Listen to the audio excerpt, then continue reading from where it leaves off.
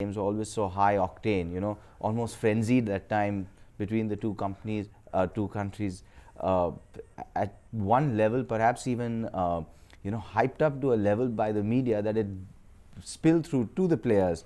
And yet today, this format of the game brings all these countries together. It's something incredible. I mean, the opening it was my first time at IPL. I've been watching it on television. You can't tell on television the atmosphere or the buzz. And whatever I've seen in last two games, it was an eye-opener for me, in a good way. It was noisy, it was fun, and everybody was charged up, even the crowds, even the opposition. I mean, everybody's having a ball and also competing well. So that was very, what you call it, for me, it was an eye-opener. And everybody's friends at the end of the day. Yeah, everybody's friends. It's only a game of cricket. You play tough, you play hard, and in the end, the best team will win. Okay, let's talk about some of the best moments that you can remember from your life. I mean, you've got 2 hat tricks, World Cup victories. There's so much that you've got, but what stands out as the... I think the first thing stands out, it has to be in the World Cup '92. I mean, winning a World Cup for your country in any sport, it's something you dream of as a sportsman. And then I played 104 test matches. It's difficult really to pinpoint one, but I think one, if I remember, it has to be the Chennai test against India in '99. We got standing ovation at the time. We toured India in '99 after 10 years of gap. So it was one of the incredible tours I was on. The way we looked after here on that tour was really heartening. Let's talk about 2 hat tricks. You're one of the few players who has 2 hat tricks in cricket. Do you remember these clearly? Yeah, hat tricks I remember. I mean, it's a very rarity for a fast bowler or any bowler to do a hat trick. I mean, the first one was against West Indies, I think, if I remember, in Sharjah, and the second one was against Australia. Against Australia, they were all tail-enders, but still, it was a hat trick. You were able to, over time, develop the reverse swing. Okay, many people even credit you with pioneering it. It started to happen during the time that Imran and you were playing together. Yeah. I mean, that's where when I came to Pakistan team, I was very young and I was really raw.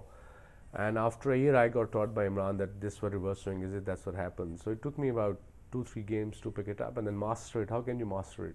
You just practice. Right. Practice makes it perfect, and that's what I did. Simple theories, simple cricket, old-time cricket, and that's what exactly I'm doing with KKR, with the bowlers. Nothing fancy. Well, Wasim, just hold that thought. We are in conversation with one of the greatest, if not the greatest, fast bowlers and all-rounders that's ever played the game of cricket. Wasim Akram, stay tuned to NewsX. We'll be right back.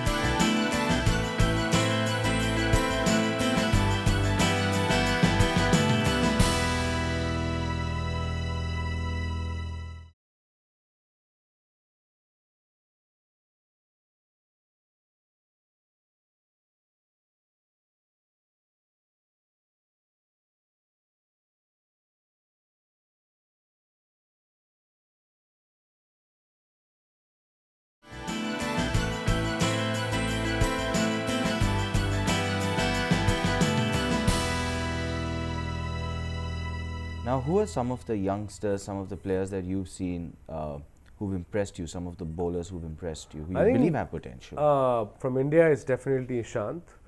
He was just dawn of confidence. He's a quick learner, so that's a plus for him.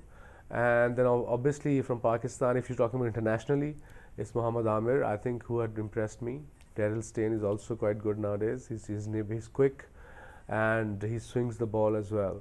So yeah, I mean, these 2-3 bowlers, and from Australia, I think Siddle, I like his attitude. He runs in every ball, and that's what fast bowling is all about. You can't just look at the wicket and decide whether you're going to bowl quick or not. I mean, in cricket, you got that wicket, you're going to play on it, you might as well run in and bowl quick.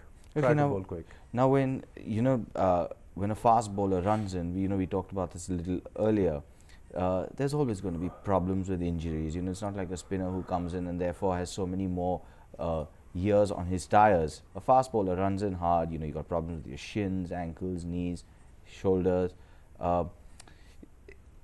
As a fast bowler, as a fitness person, you've always been very fit. What are some of the things you need to do to ensure that you stay injury free? No, it's impossible to be injury free, but you can restrain your injuries. I mean, fast bowler, when they wake up next morning, they gotta be niggles, little stiff back, stiff hamstring, maybe stiff shoulders, and that's where you have to realize that is it injury or is it just stiffness? Is it niggle, and it's going to aggravate or not? And that's where I think nowadays youngsters just, if it's little niggle in the back, they just don't play. I mean, we played Test cricket. I mean, every day with stiff back, get the physio over, have a rub down, bowl couple of deliveries, and just go on to bowl. And I think you got to be positive about yourself. I mean, it's very simple. The more you play, the more you'll get wickets. If you don't play, you're not going to get any wickets. You know, there are times when you had your run-ins with the PCB, and times when, you know, I mean, as captain of the team, you've had your share of issues with them. How difficult was that? It depends who's the chairman. I mean, at the time there were quite a few chairmen who had no brains actually. I mean, about cricket, of course. Yeah. So for some odd reason, these people knew that they know cricket, and that's where they interfered with the cricket, and that's where the trouble started. But generally, the PCB chairmen I worked with, they were quite sensible, and they were running the PCB, but not the cricket. Right. The cricket were running by the cricketers at the time.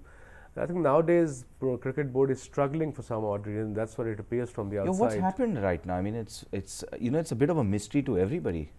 I think it's a mystery to Pakistan Cricket Board itself, to them as well. What has happened, what have they done, or what they're going to do with the boys.